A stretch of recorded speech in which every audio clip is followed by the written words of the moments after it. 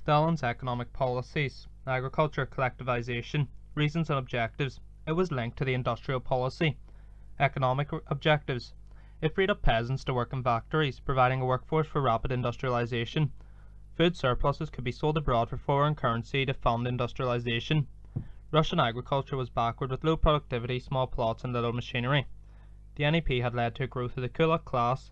They were resented by others. Political objectives. Collectivization would extend socialism into the countryside and ensure the survival of the revolution.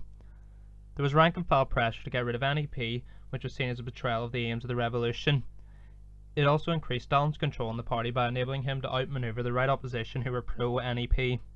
The policy. Setting up of collective farms known as kolkhoz. Initially voluntary, later coercion was used. Kulaks not admitted to collective farms were seen as class enemies. This led to violent opposition, particularly in rich areas of Ukraine and Caucasus. Kulaks set fire to their crops and killed their livestock. Some party officials were murdered. De-kulakization squads were sent into force through collectivization and were assisted by the OGPU and the Red Army. They rounded up kulaks and class enemies and sent them to labour camps. It is estimated that 5 to 10 million kulaks died, either were killed or starved. Results. Successes.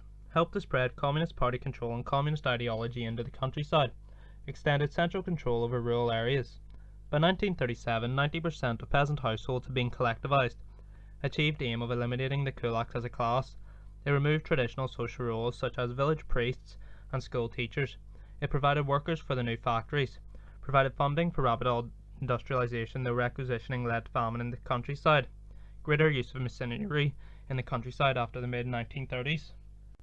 Failures. The violence of the original opposition led to a temporary retreat. 1930 Dizzy with Success article.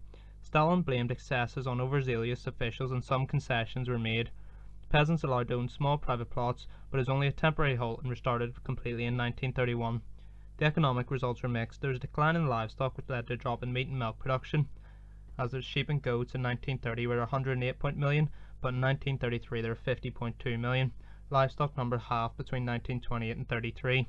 Grain production fell. 1928 there were 73.3 million tonnes, but in 1934 there were 67.6 million tonnes. Seizures of grain led to famine, and in 1933 4 million died of famine. MTS motor tractor stations provided tractors to collective farms but weren't available until the mid-1930s, created divisions between the town and the countryside.